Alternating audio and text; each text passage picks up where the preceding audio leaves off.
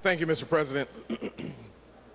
I rise today to bring some needed attention to the financial tomfoolery of Governor Rick Snyder, Detroit Emergency Manager Kevin Orr, and the long list of private contracts and contractors funded with public tax dollars being issued to their friends in the consulting business. Today, the Detroit Free Press reported that just since December of last year, the city of Detroit, under the direction of the governor, through his agent, has spent almost $14 million on 9 contracts with various firms, including the one Kevin Orr was recently a partner at.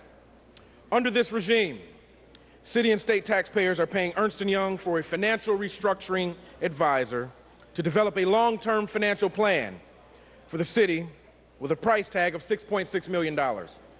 An operational restructuring advisor with Conway McKenzie to analyze city departments for a cool $4.2 million.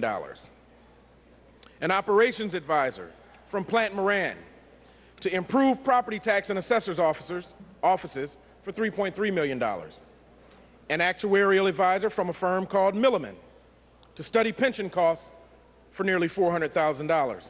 An investment banker with Miller Buckfire to advise the city on capital markets and asset sales for $1.8 million. Legal counsel with the Miller Canfield law firm, which helped draft the emergency manager laws to represent the mayor for $300,000. An auditor from Aon Hewitt to assist in compliance with the consent agreement for $185,850.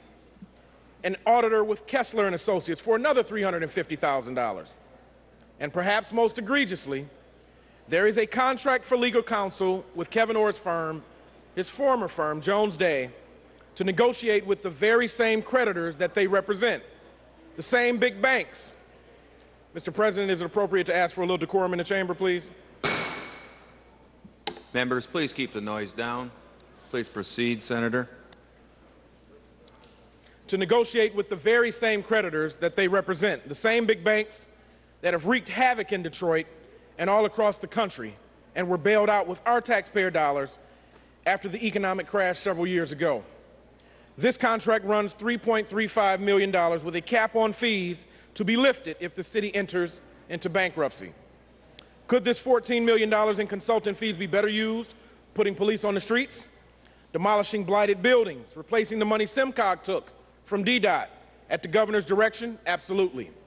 Instead, under the guise of a financial emergency, we have high-priced lawyers, accountants, consultants, and various other paper pushers lecturing the city on fiscal restraint while bringing in huge paychecks for their firms. And like the vultures that they are, their most creative recommendations simply boil down to what we've all come accustomed to: cut services, cut employees, break contracts, bust unions, and sell off assets. I'm confident that one day what we see taking place in Detroit under Governor Rick Snyder's emergency management regime will produce an excellent case study in crony capitalism and the usurpation of democracy under the guise of perceived and, in some cases, even contrived emergencies. Mr. President, I ask that my remarks be printed in today's journal. Thank you.